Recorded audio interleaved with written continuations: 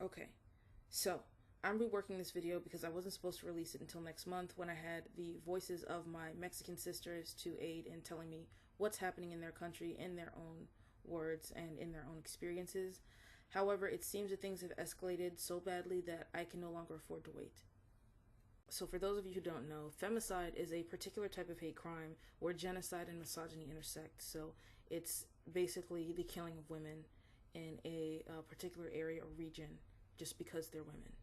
There is a tragic representation of this occurring in Mexico right now, where official data suggests that there has been a surge of 130% increase in femicides just, what was it, in the last 5 years?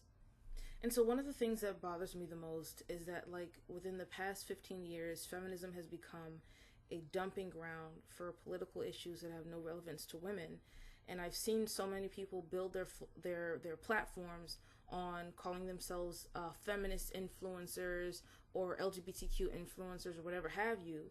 And so we've seen the feminist cause express solidarity with all sorts of issues that had no relevance to women, but none of these influencers are talking about the femicide in Mexico or the rapes in Sudan or any of the issues. And I'm not going to make this a whole thing about a bunch of other issues, but like, I see it being reflected that women's issues are largely going ignored in favor of other things that are not as pressing.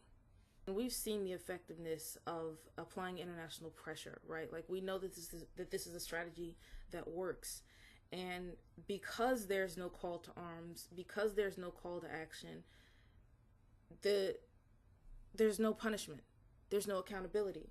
And so that emboldens the perpetrators, and then it signifies like that the state, they know that they don't have to care because no one else does. There's essentially no incentive for the Mexican government to protect its female citizens, and that's scary. And because of all of the things that have happened in the past 15 years, there's no female class consciousness and there's no expression of solidarity. So you have all of these women who are disconnected from this issue, thinking like that some of them don't even know that it exists, but the ones who do know and the ones who hear about it, they're not focused on it, and they think that it's something that's exclusive to this region here, as if it could never happen to them. And that's not the way to think. And we see this lack of consequences, this lack of accountability being translated into sex tourism and drug muling and all of these other forms of violence that they can utilize women's bodies for, because they know that at the end of the day, there's no punishment for doing that. One of the most unreported instances in femicide is the impact on indigenous women in those populations.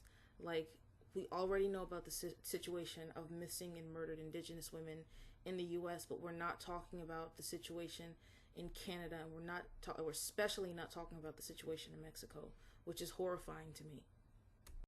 And there's only so much we can blame on social atomization, right? Because, like, it's not like these things are invisible. It's not like articles aren't being written. It's just that it's not being shared, and there's no attention being given to it the way it should.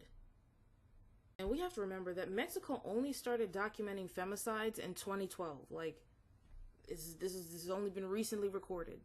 So people see in the media so much violence that they're desensitized to all, like, the torture and the abductions and sexual violence, especially having seen it in media used as a form of entertainment.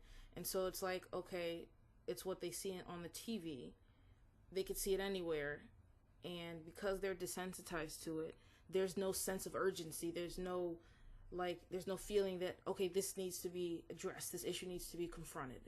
I don't think people realize how little legislation exists in Mexico to protect female people. Like, I don't think that people understand that. The issue has even become so overwhelming that the police are beginning to fail in their responses to femicides in Mexico. According to data, about 10 women per day are murdered in Mexico. Of about 3,700 murders, only about 970 were investigated as femicides. Because of the lack of response, these murders have moved from being private occurrences between, like, known family and things of that nature to more random acts of violence in the street. in the Guanajuato region, about 3 women or girls go missing per day. And again, because there's no incentive to enforce accountability or any protections for these women, even the activists themselves are being targeted. They're being stalked, they're being stabbed, they're being threatened, they're being shot at, sometimes even shot, and nothing comes of it. So for anyone watching, I'm going to share the hashtags where Mexican women are using their voices. I'm going to link below some organizations that you can support to combat the femicides in Mexico. And I strongly urge anyone who sees this video, if you can't make your own video, write an article, tweet about it, get on Facebook, go live, talk to your friends, make this a thing where this is a conversation being had.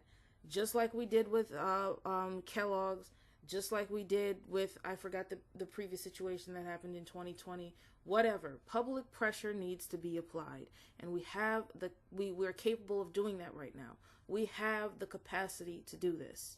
It is crucial that we lend to our Mexican sisters our support, our platforms, and our voices.